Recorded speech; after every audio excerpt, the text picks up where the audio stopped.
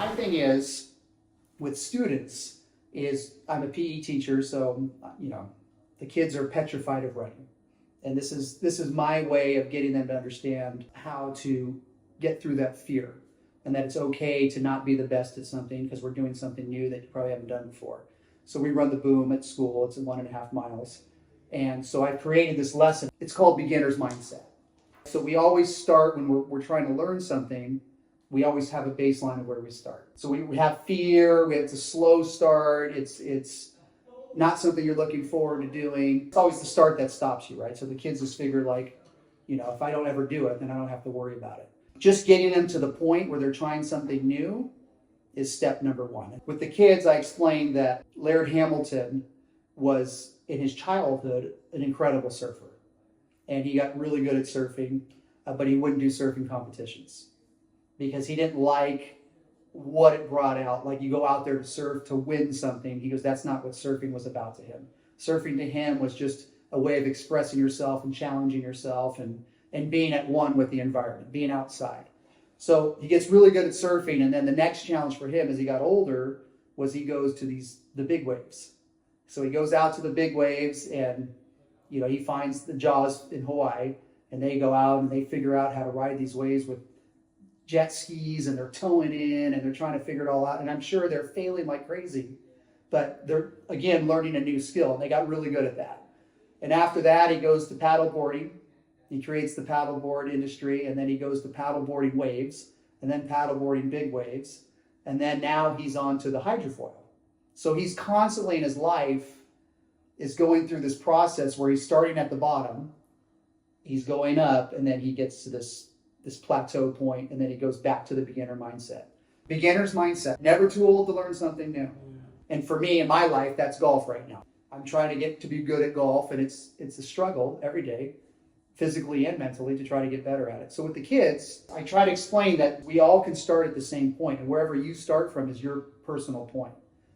The happiness in what we do is that growth, and where we're getting a little bit better every time. And sometimes the growth will go steep, sometimes it's a shallow growth, but eventually we're going to start to grow. We're going to get better at what we do. If you run enough, you're going to get better at running.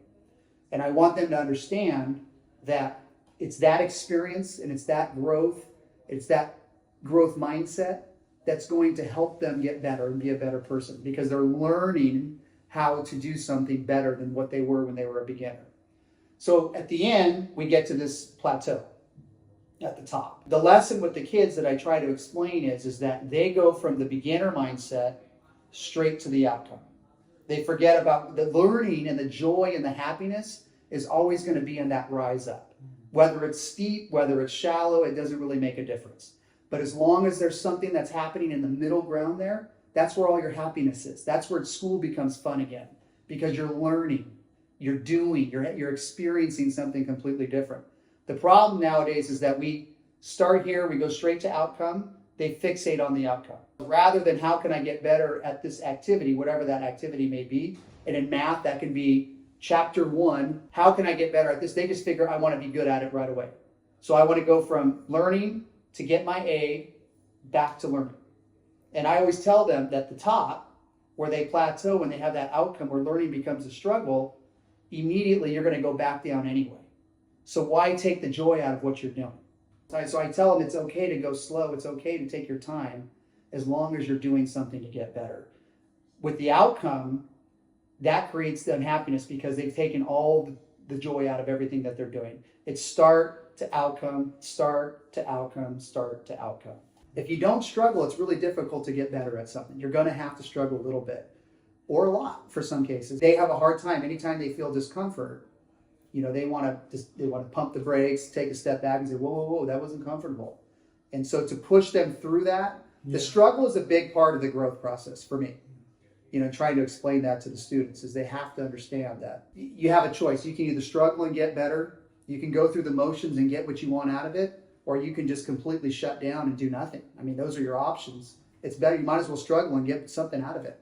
That's the whole premise of why we're in school anyway, is to be a better person, to grow and move forward. The academic rigor of the school has changed, and it has become so outcome focused you still can circumnavigate that and get some quality work done with the kids that's meaningful, even though they're going through everything that they're going through now. And that's basically the premise in anything we do, whether it's we're playing volleyball and we're learning how to bump, pass the ball, shooting free throws in basketball, dribbling in basketball. We all start at some point, and if we can learn to love the learning process again, then we're going to get better at it. We're going to be happier people overall in the long run. If you set things up right in your class anyway, it's about development and improvement anyway. It's not about how good you could possibly be. So what your improvement is something that you can always take with you. And that's what they have to understand is as they improve or they get better at something, that's something that no one can take away from them. That's always going to be theirs. Your journey is your personal journey. You don't take 15 people along with you on your journey. Your journey is your journey. There's people along the journey with you that are going through the same thing, but that's the one thing I always explain to them is at the end of the day, when you finish the run, it's about how you feel, or you finish playing a sport, or you do something that's challenging.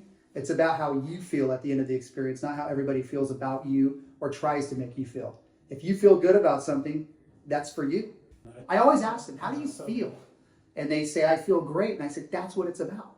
That's why we're here. This applies to COVID, the beginner's mindset. Like, oh, we have to teach online now? So now I have to go back and say, well, now you have to become a completely different teacher. It was fantastic. That was one of the best years of teaching in my life. I created a lot of stuff for them to do, but a lot of lessons that year. Just, okay, we're going to do this. Let's talk about this stuff. And they were involved, they were active, they did a great job. Because when you had PE before, it was just like, well, it was part of the 2-year requirement. And now you can explain it and say, guys, it's bigger than that. It's not about the 2 years. It's about what we're doing. It's about the health component. It's about talking about sleep and how important sleep is. It's about being with your friends, making new friends. I said, that's what it's about, becoming a society again. And not everybody in their own little cubicles doing their own little thing. You can do that in adulthood. I always say it's a family. My class is always a family. The family's going to fight. The family's going to fight with dad, which could be me, the class, whatever. I mean, it's still a family. But more often than not, the family's going to get along. We're going to have a good time. We're going to enjoy each other because we're a family.